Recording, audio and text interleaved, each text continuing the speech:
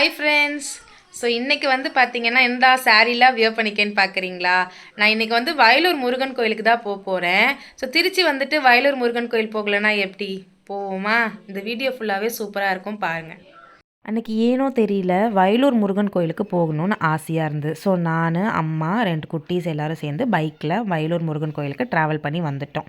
So Vayalur Murugan கோயிலை பொறுத்தவரையில் பார்த்திங்க அப்படின்னா ரொம்ப ரொம்ப ஸ்பெஷலான கோவில். முருகனுக்கே வந்து பார்த்திங்கன்னா ரொம்ப பிடிச்ச ஸ்தலம்னு சொல்கிறாங்க.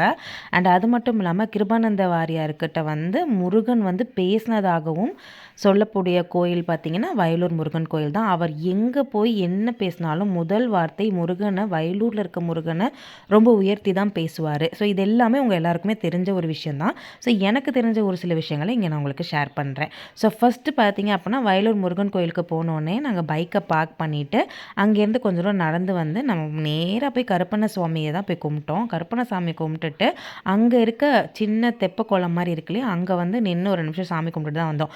நீங்கள் ரொம்ப நாளாக குழந்தை இல்லாமல் இருக்குது அப்படின்னு ஃபீல் பண்ணாலோ, இல்லை ரொம்ப பெரிய தடையாக இருந்து கல்யாணம் வந்து எனக்கு நடக்கவே இல்லைன்னு நீங்கள் நினச்சாலோ, திங்கக்கிழமை பார்த்தீங்க அப்படின்னா அங்கே நீங்கள் தங்கி காலையில் அந்த குளத்தில் குளிச்சுட்டு அங்கேருந்து டைரெக்டாக வந்து சாமியை கும்பிட்டிங்கன்னா தீராத வினை எல்லாமே தீர்க்கப்படும் அப்படிங்கிறது இங்கே ஒரு ஐதீகமாகவே இருக்குது. ஸோ நீங்கள் இந்த மாதிரி தடைகளில் இருந்தீங்க அப்படின்னா கண்டிப்பாக ட்ரை பண்ணி பாருங்கள். உங்களுக்கு இந்த முருகனோட அருள் தானாக கிடைக்கும். முருகான மனம் உருகி நீங்கள் அவரை வேண்டுனீங்க அப்படின்னா உங்களுக்கு அவர் மயில் வடிவில் வந்து காட்சி தருவார். இதை நான் வந்து நிறைய டைம் நான் வந்து ஃபீல் பண்ணியிருக்கனால உங்களுக்கு சொல்கிறேன். கண்டிப்பாக நெக்ஸ்ட் டைம் நீங்கள் ஏதோ ஒரு மனக்கஷ்டத்தில் இருந்தாலும் சரி, முருகான்னு கூப்பிட்டு பாருங்களேன், உங்களுக்கு மயில் வடிவில் அவர் வந்து முன்னாடி நிற்பார். இதை நான் ஃபீல் பண்ணியிருக்கேன். நீங்கள் ஃபீல் பண்ணியிருந்தால் கண்டிப்பாக கமெண்ட்டில் சொல்லுங்கள்.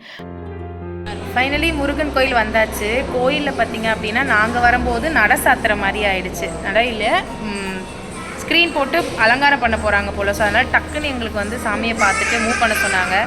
ஸோ பார்த்தோம், சந்தோஷமாக இருந்தது, தரிசனம் நல்லா கிடச்சிச்சு. உள்ளே போய் சாமியெல்லாம் காட்ட முடியாது இல்லையா, எல்லா கோயிலையுமே கருவறை வந்து உங்களுக்கு காட்டக்கூடாது. ஸோ அதனால் நான் அதை எதுவுமே வீடியோ எடுக்கலாம். ஆனால் ஃபுல்லாக பார்த்திங்கன்னா வெளியே என்னால் முடிஞ்ச அளவுக்கு கவர் பண்ணிட்டேன். ஸோ இப்போ மற்ற சாமிங்க எல்லாருமே கும்பிட போகிறோம். அன்றைக்கி பார்த்திங்க அப்படின்னா ரொம்ப எளிமையாகவே எங்களுக்கு தரிசனம் கிடச்சிச்சு. ரொம்ப சந்தோஷமாக இருந்தது.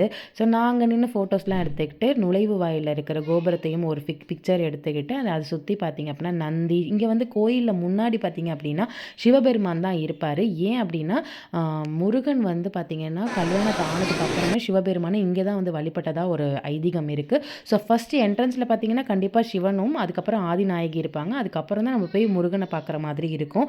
ஸோ ரொம்ப சூப்பராக இருக்கும். இங்கே வந்து பார்த்திங்க அப்படின்னா எக்கச்சக்கமான கல்யாணங்கள் நடக்கிறதுக்கு காரணம் என்னன்னா எப்பேற்பட்டவங்களுக்கும் கல்யாணம் ரொம்ப சுபமாக நடக்கும் அப்படிங்கிறது இங்கே ஒரு ஐதீகமாகவே இருக்குது. ஸோ தரிசனம் சூப்பராக கிடச்சிருச்சு. நான் நிற்கிற இந்த இடம் பார்த்திங்கன்னா நிறைய பேருக்கு கல்யாணம் நடந்திருக்கு. எங்கள் அப்பா அம்மாவுக்கு கூட இங்கே தான் கல்யாணம் நடந்துச்சுன்னு சொன்னாங்க. ஸோ அதை உங்களுக்கு அப்படியே சும்மா சுற்றி காட்டுறேன், எப்படி இருக்குன்னு பாருங்கள். இப்போ நல்லா ரெனோவேட் பண்ணிட்டாங்க. ஆனால் அப்போல்லாம் அப்படி கிடையாதுல்ல. இந்த மரம் ரொம்ப வருஷமாக இருக்குது இங்கே, தெரியுமா?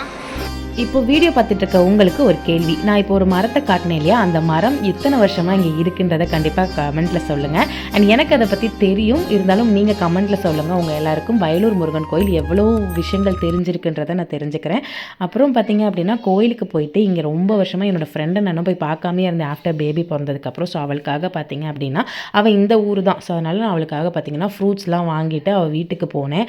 ஆக்சுவலாக கோயிலுக்கு போயிட்டு நேராக வீட்டுக்கு தான் போகணும். ஆனால் இதை தவிர்க்க முடியாத சூழ்நிலைன்றனால நான் அவளை பார்க்கறதுக்காக போயிருந்தேன். ஸோ அவங்க வீட்டுக்கு போயிருந்தப்போ இந்த குட்டி போடுற நிலமையில் எல்லா குட்டீஸையும் பிரித்து வச்சுருந்தாங்க. அமாவாசை டைமில் பார்த்திங்கன்னா குட்டீஸ் போடுமாமா, அதனால் பிரித்து வச்சுருந்தாங்க. ஸோ அதை வந்து பார்த்திங்கன்னா வீடியோ எடுத்துகிட்டு அவங்க வீட்டில் கொஞ்சம் டைம் ஸ்பெண்ட் பண்ணிவிட்டு அப்புறம் அங்கேருந்து ரிட்டன் வரும்போது பார்த்திங்கன்னா பிஷப் பீபர் காலேஜ் கிட்டக்க ஒரு மைக்கேல் ஐஸ்கிரீம் கடை இருக்குது.